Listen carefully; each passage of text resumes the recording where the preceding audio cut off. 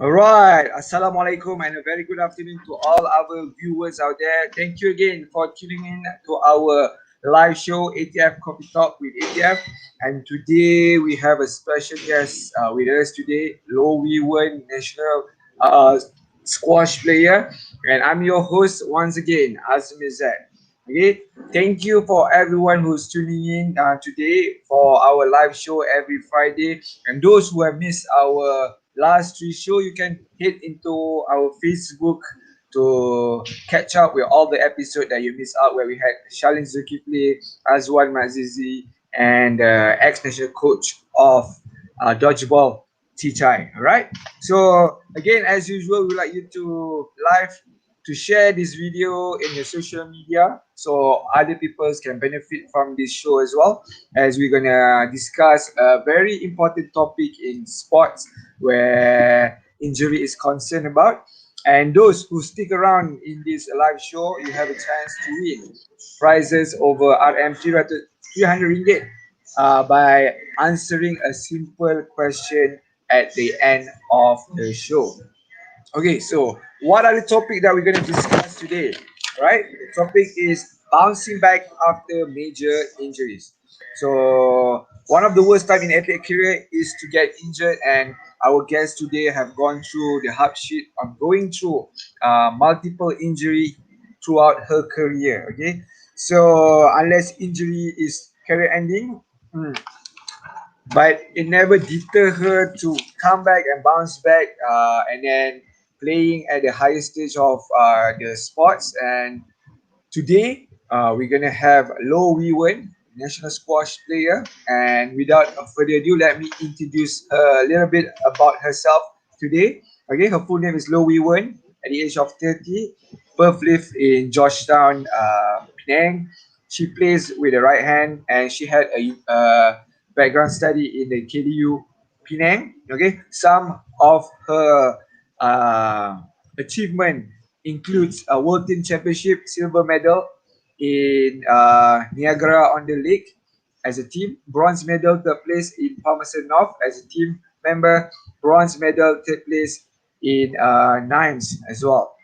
So she also have won multiple awards in Asian Games, gold medal in Guangzhou, Incheon, and silver medal as well, and also bronze in Jakarta, Palembang. She is also a three-time Asian Junior Champion, British Junior Open Champion, World Women Team runner-up, and her career world ranking high is number 5, and she have won multiple opens such as China Open champion, Australia, as well as Malaysia.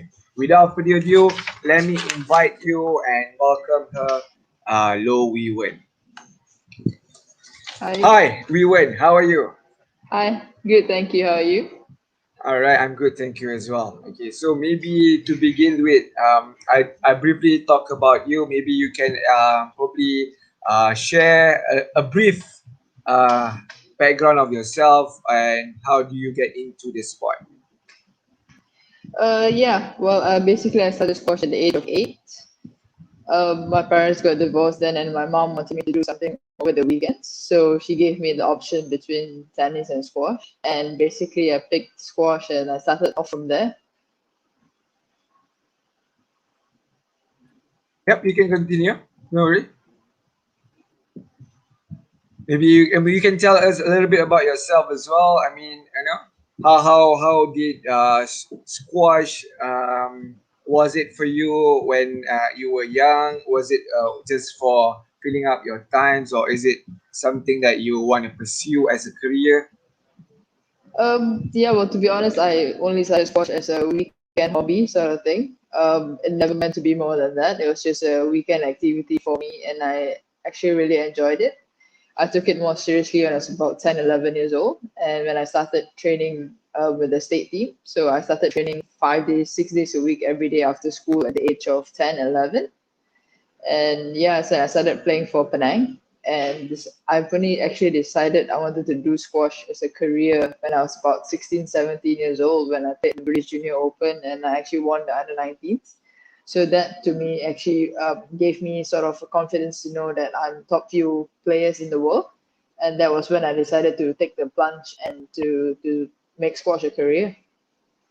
Right. That was quite late compared to other, professional player in the world. So 16, 17 is relatively late for you to finally decided to pursue squash as a career. So anyhow, maybe you can share a little bit on who was a key person to, to identify your talent and to groom to where you are today.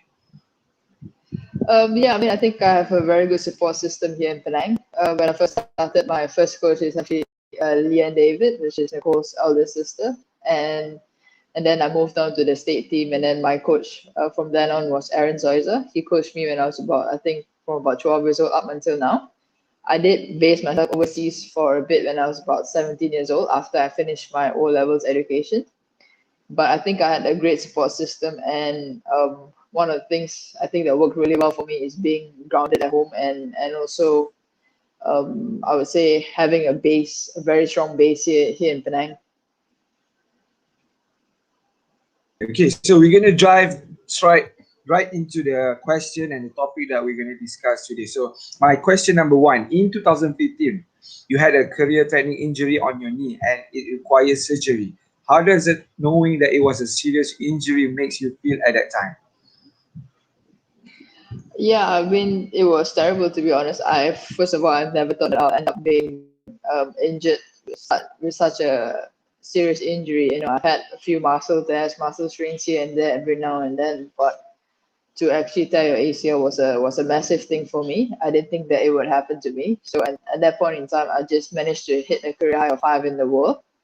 So to actually get that piece of news and to basically my whole career just stopped for a long period of time, I would say. So it was very tough to say the least. So if you may share, how did that happen actually? How what was the moment that you realized you actually apa ni, injured your ACL, and that was going to take a while before you can actually come back.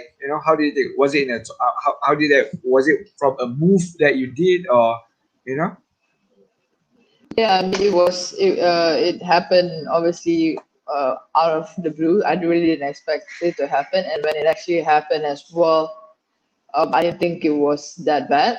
I mean, I had some pain in the knee at that point in time, but I did not know the magnitude of it and how big the injury was going to be. I mean, I came out and just sat down, iced my knee, took a while, and then actually the next day I went to see my physio and explained to her exactly what happened, and she said to be safe you need an MRI just to make sure.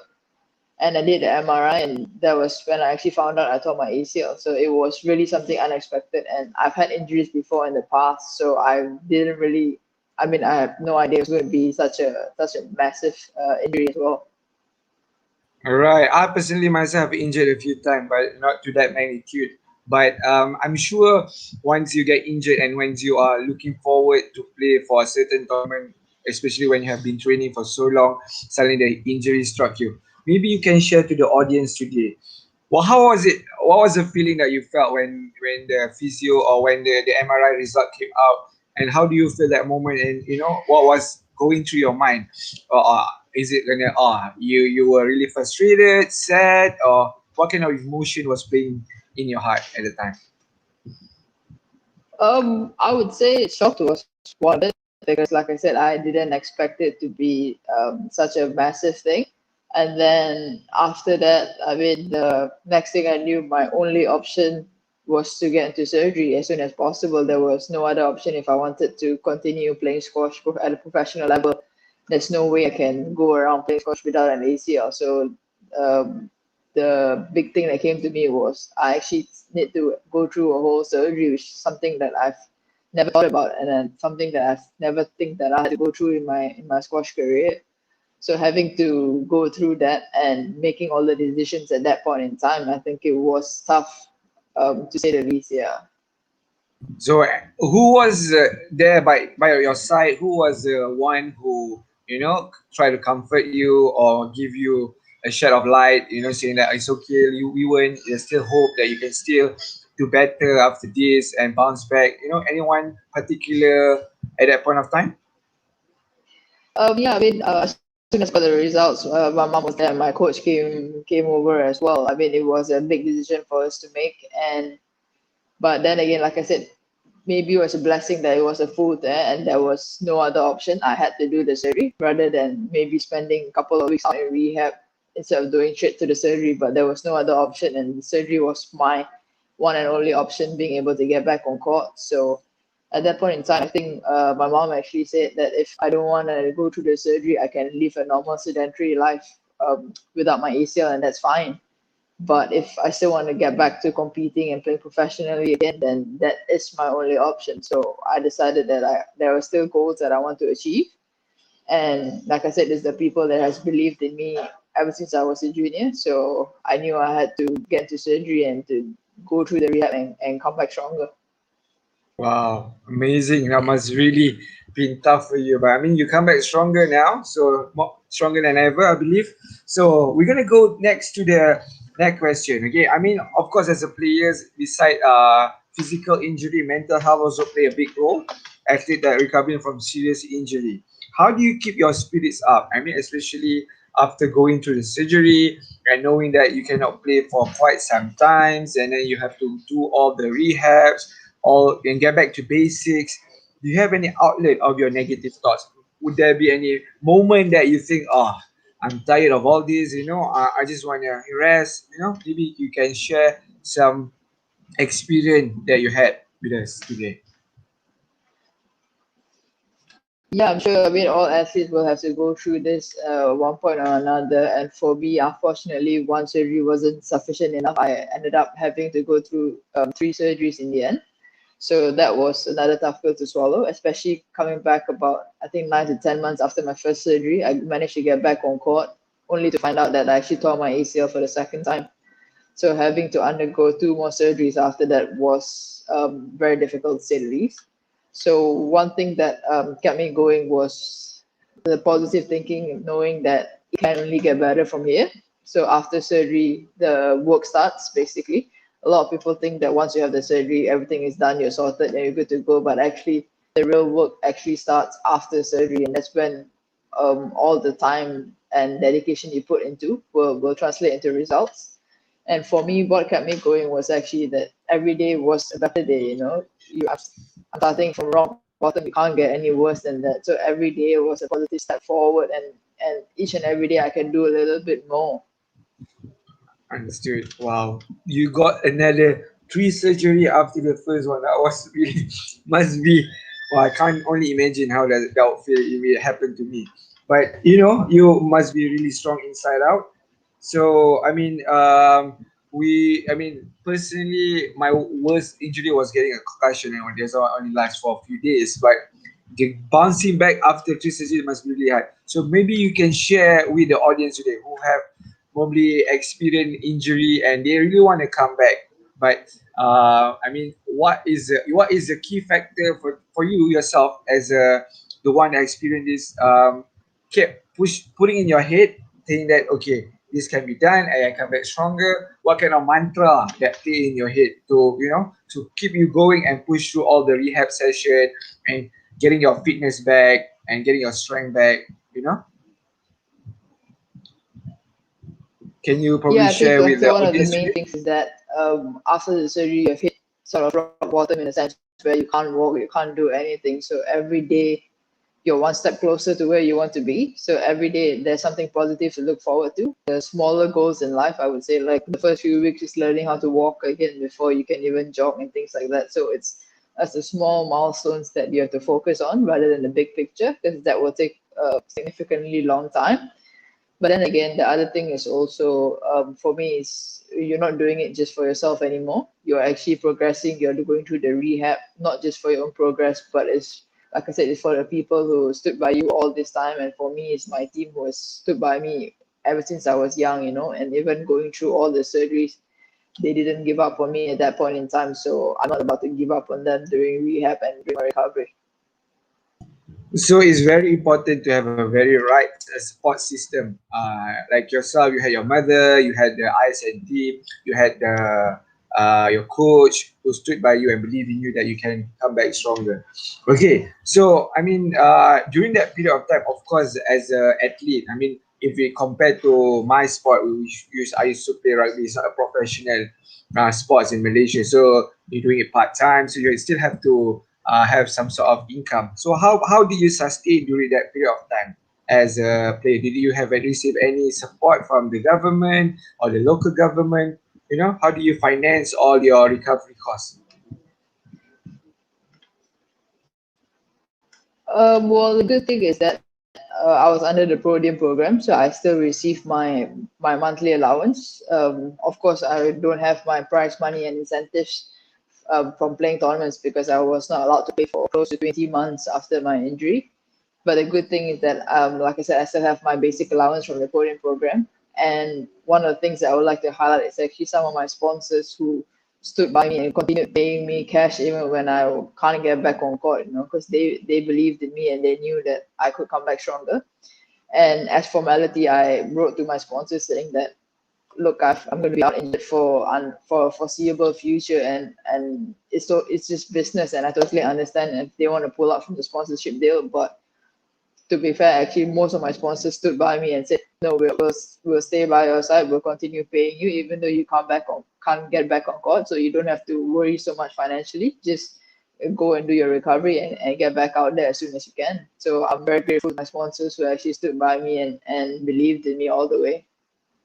Wow, kudos to all sponsors who stood by Wern. You're gonna see her coming back stronger. Hopefully, we'll see she's gonna win all the championship next year when everything is back on track after COVID.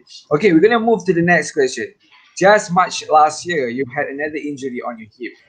Were you more mentally prepared to go back into recovery? I mean, as if you already been through a bigger injury. How does it feel?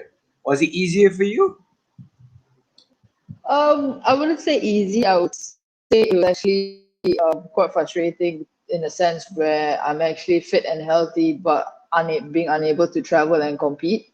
So I would say that's more frustration right there when I'm actually fit enough and healthy enough to get back on court and start competing. But considering the circumstances that we're in, everything is sort of put on hold at the moment. The upside is that I've been out before. I know how it feels like not being able to train or compete. So on that side of things, I understand the situation. So I'm not too frustrated about it. But the only downside for me is that I'm actually healthy and well and looking forward to actually compete, but unable to do so. Okay, so those streamers out there, all the viewer, if you have any question for our athlete and guest today, please put down on the comment section so we can ask our guest we win. Okay, so all right, having multiple injuries can take a toll on athlete's body. Okay, so is there any method or tips that you use yourself to help you implement in your lifestyle to make your body stronger or more prepared for the next match? I mean, especially if you have a very tight schedule game after game, and knowing that you have a history of injury, how do you prepare yourself to make sure that you won't or avoid any injury for the next tournament or during your training? Yeah, I mean, in high performance sports, there's always a risk involved. I mean, you can't be too safe. You can't predict the future, but then again, you can't say for sure that you will not get injured again. There's always a risk involved every time you step on court, especially at a high level. But for me, it's to look after the body as well as I can. I have, like I said, a good team with me. My physio has worked with me for many, many years, and so they know my body really well. And to make sure that recovery is just as important as actually training, making sure that I do the right things. I'm not just strong but also flexible, and also I need to do all the recovery work, which is something that maybe I did not focus enough when I was younger. That could have led to some injuries possibly, but learning from that now is actually recovery is also a very important part of training, and that's something that I'm trying to manage between training, competitions, and recovery. So that's a good point that you highlight. I mean, because a lot of athlete or wannabe weekend warriors would just do their sports or workout without incorporating any recovery in their training, which will lead into injury. So maybe you can share about how do you incorporate recovery in your schedule? For example, you have like 6 7 days a week. How do you put recovery? Would there be a specific recovery days, or would there be a light day training, or is there be intense training? How do you incorporate that to make sure your body have sufficient rest and ensure you have enough recovery for the next training? Yeah, for me, my usual routine of what I'm actually used to, I train 11 sessions a week. So Mondays to Fridays, I train twice a day, and on Saturdays once. So Sunday is a full rest day for me. But I do some recovery. I see my physio on the evenings, maybe at least twice a week at a minimum. So that's just to make sure everything is all right, everything is being maintained at the right position. I'm not overtraining myself or overtraining too much. So of course, that varies as well. If I have a heavy um, training, maybe a few sessions in a week, I would take 1 or 2 sessions slightly lighter in the sense where I'll do focus on technical work or tactical work, which involves less running and less impact on the joints. So it's a bit of, like I say, learning how to manage my training and competitions as well. So it's basically a fine line, and it's different for everybody. Some people takes a longer time to recover. Some people, even for recovery, some people like the ice bath. Some people do a different type of recovery. So it really depends on the person. And but the most important thing is to not just follow someone's recovery, but to try and I would say experiment a few different ways of recovery and see what works best for you. Right. I'm sure even for yourself, your recovery method changes as you grow. I mean, when you were younger, when you recover faster, you might have less recovery session in a week. But as you grow old, you might have a big, longer recovery session. Is that right? Okay. All Yeah, I right. mean, Okay. you have to pay attention to a lot, pay more attention to details of this sort of thing. And also like be traveling is another thing where last time I can possibly travel and play the next day, but now the jet lag and the body adjusting to the flying and the time difference and all that sort of thing, it takes a bit longer than maybe it would have 5 10 years ago and that sort of thing. So it's I would say it's a process of learning yourself better as well, and then finding a good balance. Like I said, maybe now if I can't do as much physical work as I used to do before in the past, I can focus a bit more on technical or tactical parts of training. There's still so many other areas to work on. You don't have to I would say overwork your body every single time, 11 days a week, 11 sessions a week. All right.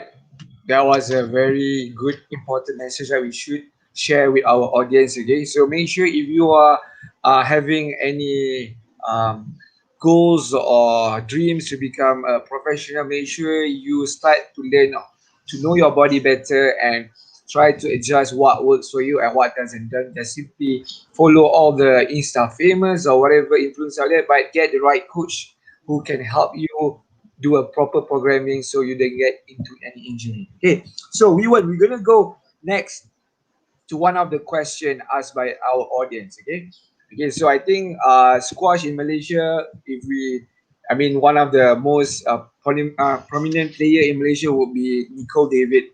Okay, she's like the legend and greatest time of all time. Okay, so we have a question here. How do you feel after becoming one of the best squash player in Malaysia and always, behind the shadow of Nicole David? How do you motivate yourself want to be a better player to her, or at least at par? How does it feel?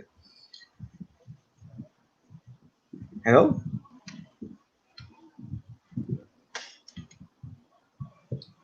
Well, yeah, I mean, of course, Nicole is a legend of her own, and she has achieved so much, not just in squash, in the sports world in general. But good. Well, I would say I'm quite fortunate to be able to actually travel alongside her and watch her firsthand. How she handles herself professionally, and I think she's a role model not just to squash players but many athletes in general. So I think it's not so much about the comparison, but it's just being able to witness everything firsthand. We have traveled with her for many tournaments in the past to see how she handles herself off and on the court as well, and that's, I guess, a lesson of how a professional should be, and hopefully that will actually pass. I'll be able to pass that on to the younger players as well. It's not just so much about comparing what she has achieved and that sort of thing, but it's to actually be able to learn from the best.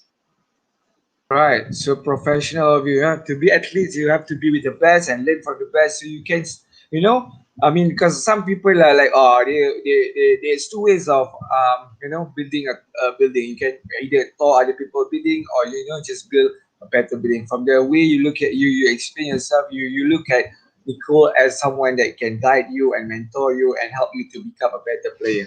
100%. Okay. So we're gonna go through next segment where we're gonna do a rapid fire question. Okay. So what happened in this rapid fire question? I have 10 different questions.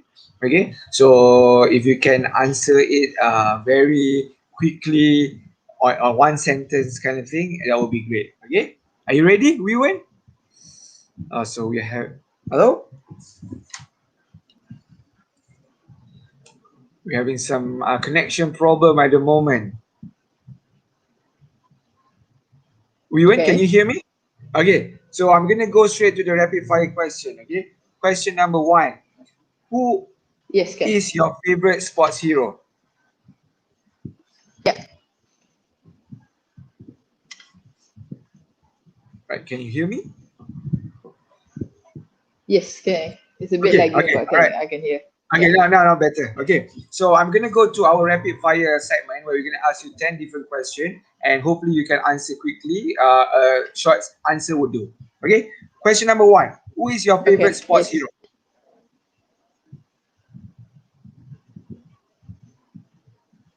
Okay, I repeat: Who is your favorite sports Yeah. hero?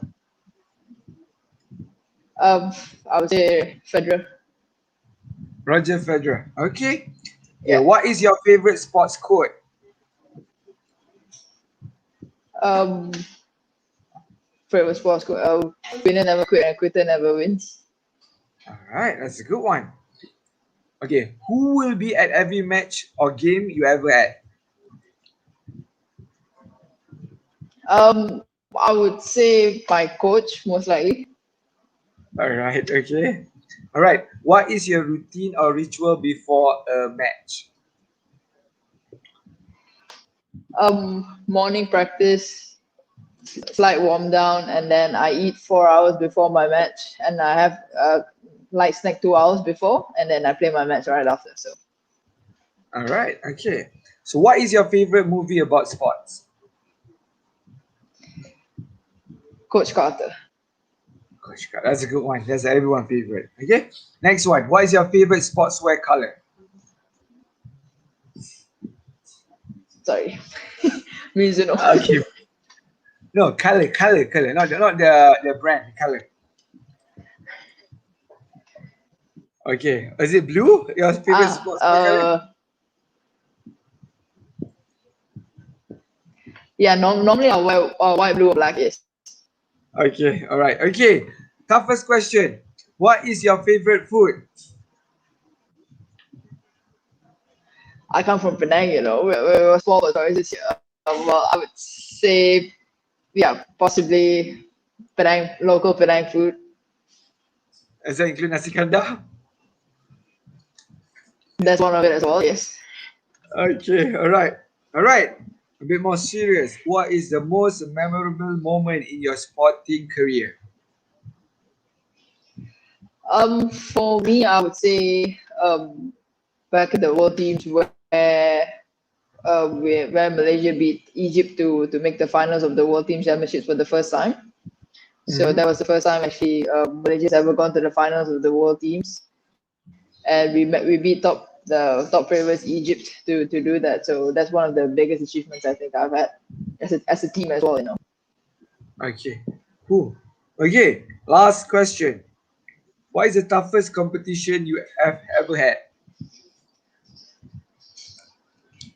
I would say I would say one of the hardest, biggest loss I've had is actually the World Championships in Penang, Uh-huh. where I was actually very close. In quarterfinals, I actually had a couple of match balls against the eventual world champion. So that was one of the tournaments that I'll remember. All right. Okay. All right. Okay. I'm gonna continue asking you a few questions before we get any more question from Yes. the audience. So if you guys have any question, audience, don't forget to ask. So this is your chance to ask from Wern herself. You know how to bounce back from a major injury. She have a lot of experience going through major injuries, so it is probably the best thing to time to ask any question if you have. Okay. All right. Next question. Getting injured happen in split second, but the recovery will take months or years for some to get back into game. So how you prevent yourself or protect yourself from getting those area injured again? Especially for example, now you have your ACL injury. So how do you do what kind of treatment, or how do you do your training or during the game to avoid this kind of injury to happen again? For example, maybe adjusting how you play, that kind of stuff. Maybe you can share some experience. Yeah, I mean, of course, like I said, there's always a risk involved every time I step back on call. And if you have the idea of that you might get injured again, I mean, you'll never perform at your best. So that is one thing that I try to put out of my head as much as possible to try and play as natural as I can without worrying too much about injuries or having to go through the same thing again. But one of the things I would say is to work on a lot of I would say muscle balance around the area, your quads, hamstring, and that sort of thing. But one important element I would say is also working on balance as well, which is something possibly a lot of people do overlook it when we talk about strength. Everything's just pure about numbers, how much you can carry, how much weight you can do. But a lot of it comes down to balance, being able to change direction without compromising your joints and things like that. So I think one key area that a lot of people, or at least should look at focusing on, is actually balance. You know, doing all the balancing exercises, that sort of thing. All right, I think beside balance, I think flexibility plays an important role as well as an athlete. How do you incorporate flexibility in your training? If you can share with us. Yeah, the good thing is, like I said, I have a good team with me, and I work very closely with my physio up here in Penang. So at least you can't really do much balancing on your own without having someone to supervise you, not knowing whether you're doing the right thing and whether your knees in the correct angle, whether you're facing, whether your knee joints are being compromised. You need someone to be able to watch that with you, someone who knows what they're doing to see what's actually going on. So we do a lot of balance on the Bosu ball, that sort of thing. Single leg, double leg, eyes open, eyes closed, all that sort of that sort of training. But actually, you need someone to be able to sit there with you and watch, make sure you're doing the correct thing. Because, like I said, you can think you're doing the right thing, but if you're doing the wrong thing over and over again, it's just gonna increase your risk of injury. All right, 100% correct. Okay, so if you're unsure of what you're doing, make sure you get someone attached with a coach so they can help you out to correct your forms and all other related activities. All right, so moving on.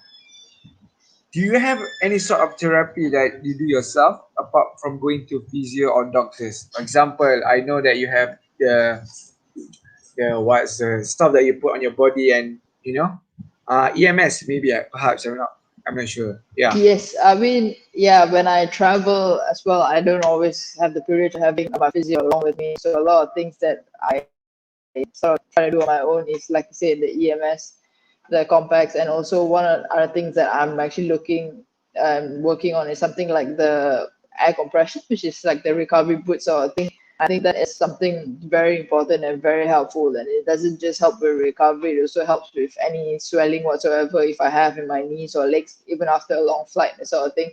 You do get some swelling in the knee, ankles, and joints and things like that. So something like the recovery boots that you can carry along, that I think that will be a great help. Okay. Of course. Okay. So I think if you have anything else, audience out there, if you have any question, don't forget to ask on the comment section. Okay, we got only a few more minutes because Wewen is pretty busy and she's gonna head into her training straight away after that, telling us about commitment. Okay, that's the athlete life. That's how committed she is to her career. All right. So you just mentioned that you're using you are using compacts and all those other stuff as aid to help you assist you recover better when you travel, as you not have any privilege to bring a physio around. So, but during games, I saw you that you sometimes you wear those I think compression or cuff on your knees. Well, how does it help you to to perform during any games? If you can share.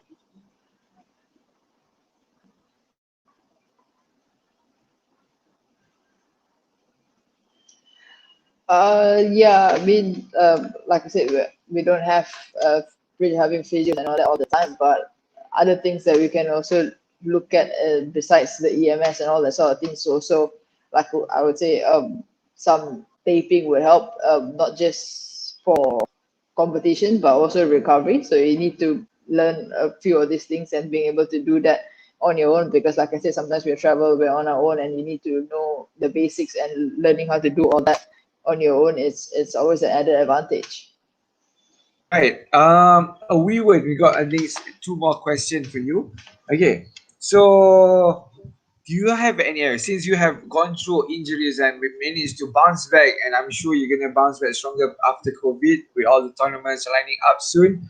And do you have any advice for those who have got into serious injury, right? They want to bounce back, and what are the advice or tips that you could share with them that is very important, essential for them to Oh, put in their mind so they can, get back on track and at least uh, continue back their journey as an athlete.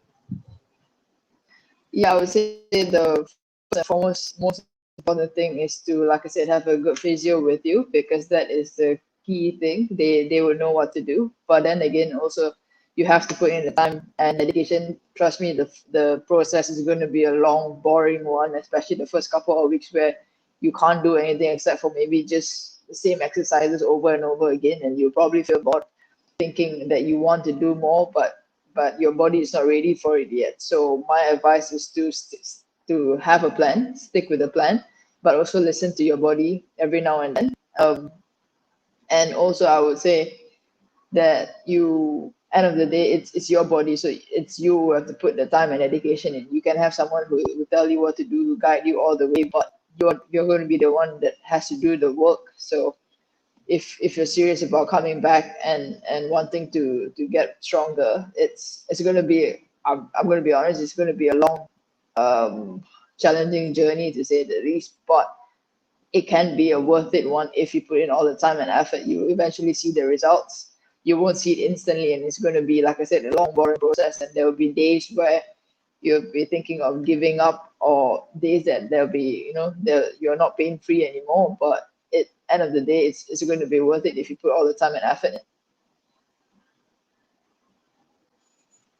Thank you. That was a very good advice by Wewin. If I may summarize, first of all, you gotta have a plan. Okay, number one, have a plan. Okay, and remember, it's no one gonna help you beside yourself. And number two, and always listen to your body, guys. Listen to your body. A lot of people they don't want to listen. They want to rush things up and end up getting another injury after injury because they have not planned properly and rushing back to the competition because there's a lot of time and like we even said it's gonna be very boring during the recovery, but it's very important.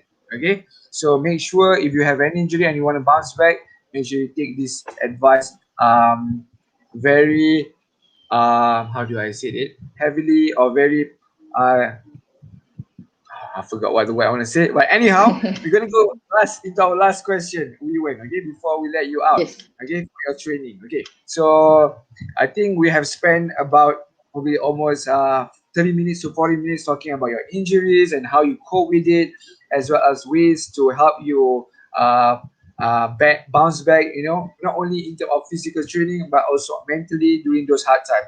So if you may leave any few advice to all those young athletes who aspire to be in a professional line as an athlete.